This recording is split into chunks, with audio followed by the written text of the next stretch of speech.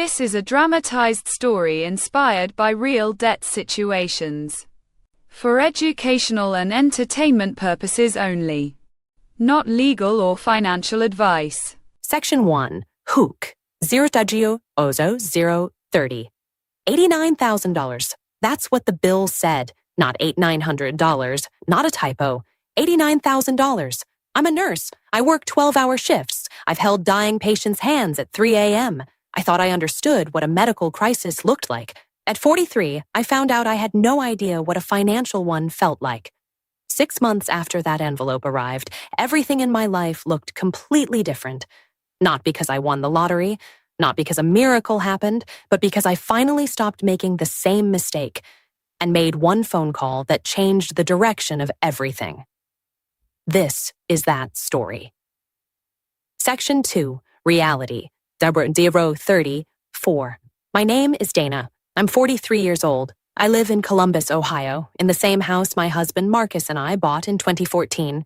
We have 2 kids, Jalen, who's 13, and Mia, who just turned 9. Marcus drove a delivery truck for a regional logistics company. Not glamorous, but steady. Benefits. A 401k with a little something in it. Between his income and my nursing salary, we were pulling in just over $112,000 a year combined.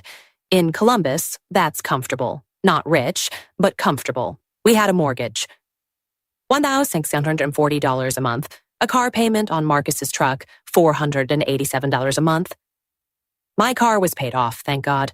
We had about $14,000 in credit card debt spread across 3 cards, a Discover, a Chase Sapphire, and a Home Depot card we'd opened when we redid the kitchen in 2021.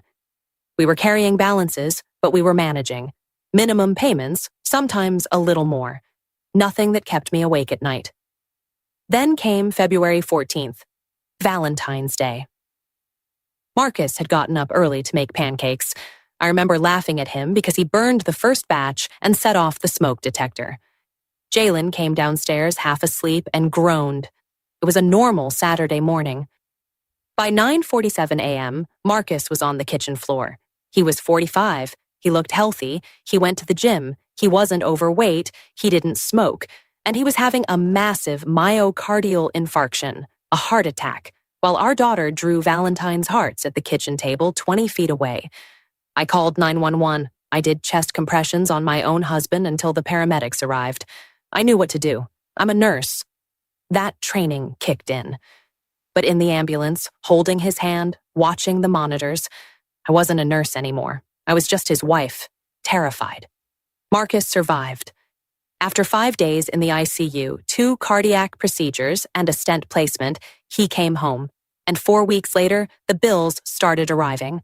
The hospital bill, $61,400. The cardiologist, $9,200. The anesthesiologist, a separate bill, because of course it was, $4,800.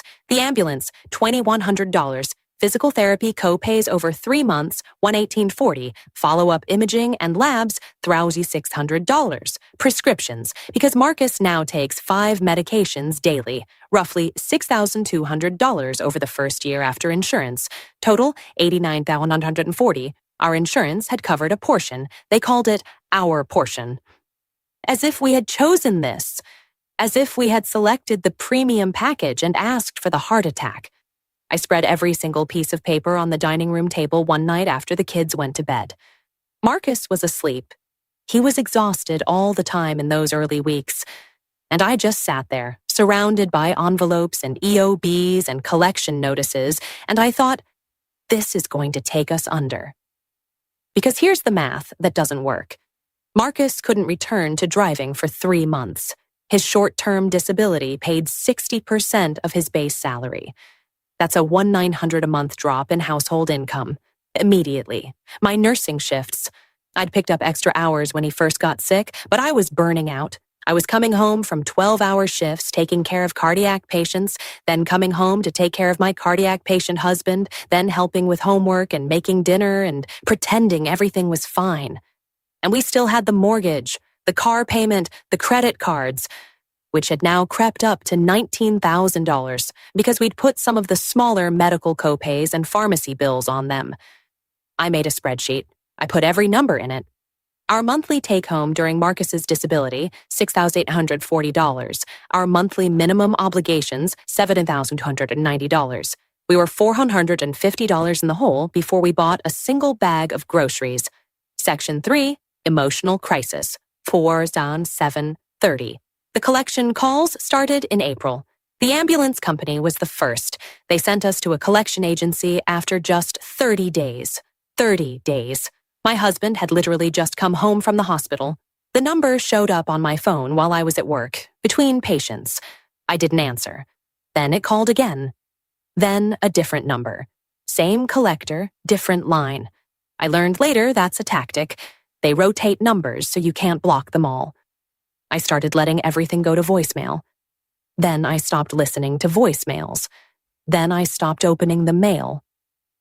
There was this stack on the kitchen counter. I just kept moving it to the side. Marcus didn't know how bad it was yet. He was focused on recovering, on doing his cardiac rehab walks around the block, on being present for the kids. I didn't want to put that weight on him. His doctor had told us stress was dangerous for him right now. So I carried it alone. I'd lie next to him at night and stare at the ceiling. Running numbers in my head. If I picked up one extra shift a week. If we cut the streaming services. If we paused the kids' activities. None of it added up to $89,000. None of it even came close. One night, I got up at 2 a.m. and sat in the kitchen in the dark. I pulled up our bank account on my phone. $340 in checking, $200 in savings, which we'd been treating like a checking account for 3 months. I calculated how many days until my next paycheck. 11. I put my head down on the table and I cried. I'm talking the ugly kind of crying, the kind where you have to shove a dish towel in your mouth so you don't wake anybody up. I was a nurse with 15 years of experience. I had a steady job. I had a husband who was alive, which I knew was what mattered. But I felt like we were standing in quicksand, and every day we sank a little deeper and there was nothing around us to grab onto. In May, a letter arrived from a law firm. One of the medical creditors had sent our account to an attorney's office. The letter used the word judgment. It mentioned wage garnishment. I had to look up what that meant, not because I didn't know the word, but because I needed to understand if it could actually happen to me. A nurse, with a license, with a career, it could. That was the week Marcus finally found the mail pile. I came home from a night shift, and he was sitting at the table. The envelopes were open in front of him. His face was, I don't have a word for it. It wasn't anger. It was something worse. It was like watching someone realize how bad things actually are for the first time. Dana, he said. How long has it been like this? I sat down. Since February. He was quiet for a long time. Why didn't you tell me?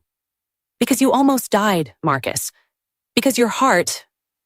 I'm not made of glass, he said, and his voice broke on the last word. We sat there together for the first time in 3 months with everything on the table. The actual bills, the actual numbers, the actual fear.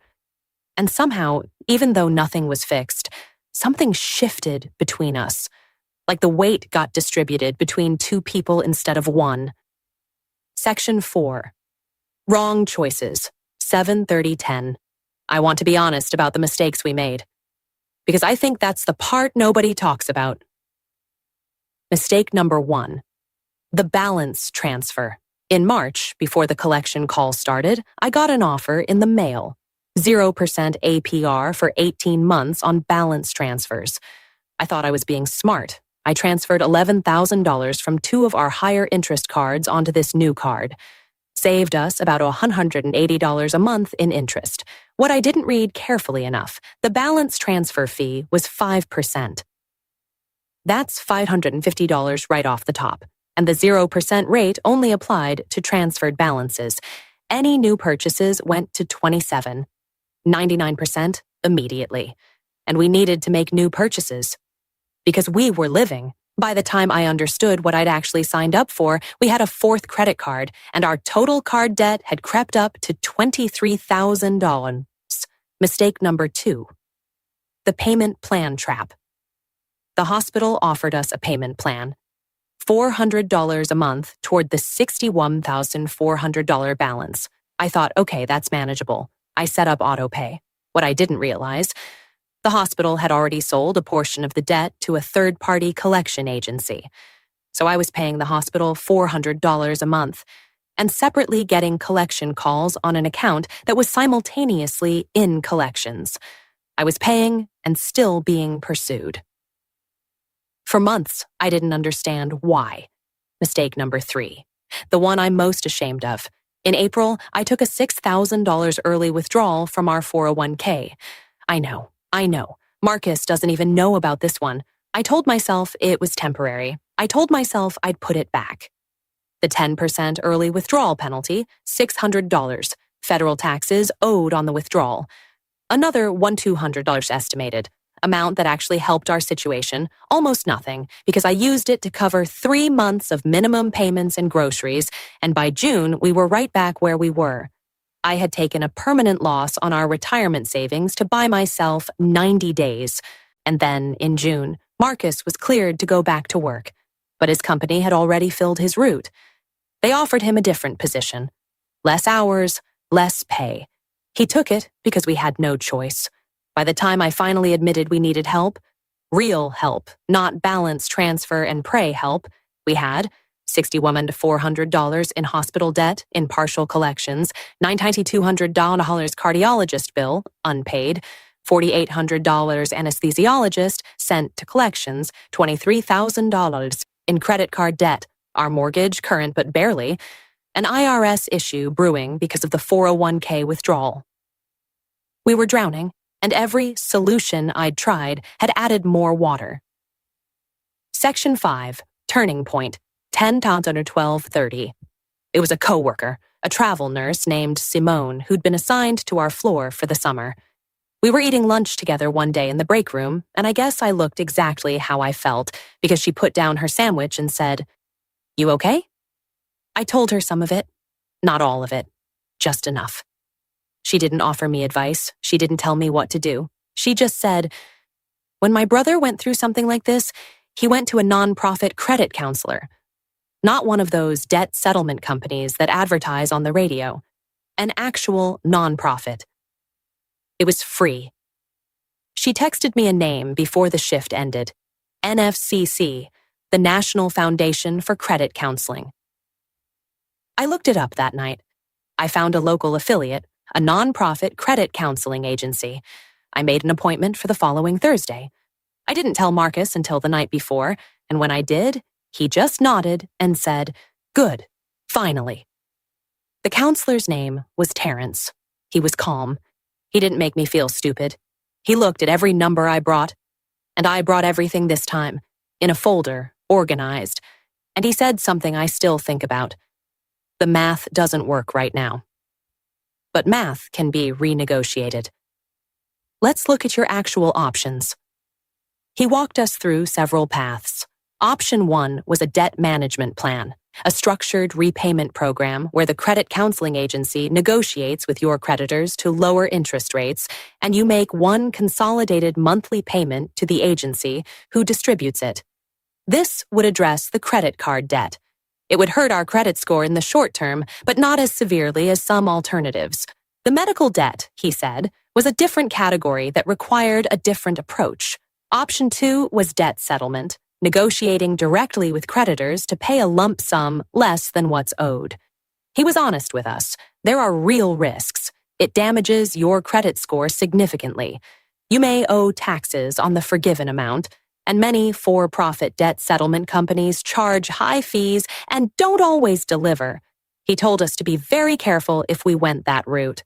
Option 3 was bankruptcy. Specifically, he said we should consult a bankruptcy attorney to understand whether Chapter 7 or Chapter 13 made sense for our situation. Chapter 7 is a liquidation bankruptcy. It can discharge eligible unsecured debts, but you may have to surrender non-exempt assets, and it stays on your credit report for 10 years. Chapter 13 is a reorganization bankruptcy. You create a 3 to 5 year repayment plan, you keep your assets including your home, and it stays on your credit report for 7 years. He said something important. Medical debt is generally dischargeable in bankruptcy. And given the amount you're dealing with, it may be worth at least getting a consultation with a bankruptcy attorney. Many offer free initial consultations. He also flagged the 401k withdrawal issue. You're going to owe the IRS on that, he said. Don't ignore it. IRS debt has its own set of rules and options, but only if you engage with them. Before I left, he said, I want you to consult a licensed bankruptcy attorney before you make any decisions. What I can do is help you understand your options.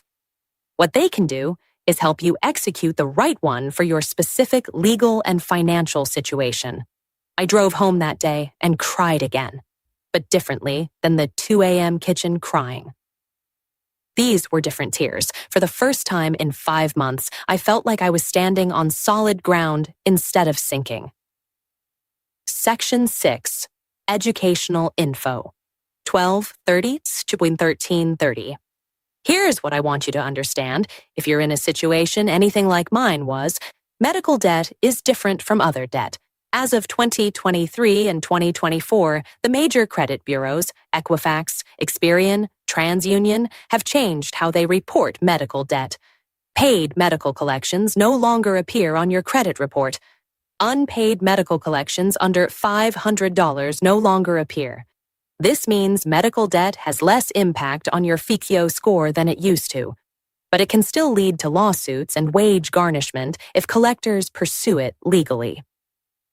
Nonprofit credit counseling is not the same as for-profit debt settlement. The NFCC and its affiliates offer free or low-cost counseling. Debt settlement companies often charge 15 to 25% of your enrolled debt as fees. Know the difference. Chapter 7. Bankruptcy can eliminate medical debt, credit card debt, and personal loans. But there's a means test. You have to qualify based on income. Chapter 13 allows you to keep your home and car while reorganizing debt into a manageable payment plan. A bankruptcy attorney, many offer free consultations, can tell you which applies to your situation. And if you rated your 401k like I did, deal with the IRS proactively. There are installment agreements and currently not collectible statuses that a tax professional can help you access. Ignoring IRS debt is never the answer. I am not a financial advisor. I'm a nurse who made expensive mistakes and eventually found people who knew more than I did. Please consult a licensed professional before making any financial decisions, especially anything involving bankruptcy, debt settlement, or your retirement accounts. Section 7. Resolution. 13:30-14:30. I want to be honest with you about where we are now because I think too many of these stories end with a bow on them that doesn't reflect reality. We are not debt-free. We are not driving new cars or going on vacation. We did consult a bankruptcy attorney. We spent 2 appointments, both free consultations, understanding our options.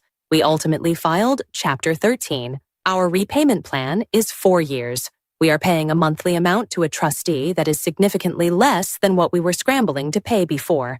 And in exchange, a large portion of the medical debt is being addressed through the process. Our credit scores took a hit. I won't sugarcoat that. They dropped significantly. But here's the thing, nobody told me. They were already being destroyed by the collection accounts. The bankruptcy didn't make things worse. It stopped the bleeding. Marcus went back to work full-time in the fall. He's healthier. He walks every morning before his shift. He takes his medications. He talks to me now about money, about stress, about fear. We don't keep things from each other anymore. Jalen doesn't know most of this. Mia definitely doesn't. But I think Jalen suspects things were hard. Kids always know more than you think. What I know now that I didn't know in February is this. Financial crisis is not a character flaw. A heart attack is not a financial decision. Getting sick in America is not a personal failure. The system is brutal, and the bills are real, and you are not stupid for not knowing how to navigate it alone. You just need the right information and the right people. Find a nonprofit credit counselor. Get a free bankruptcy consultation if the numbers are serious. Don't raid your retirement without talking to a professional first, and don't wait 5 months to ask for help the way I did. We are going to be okay.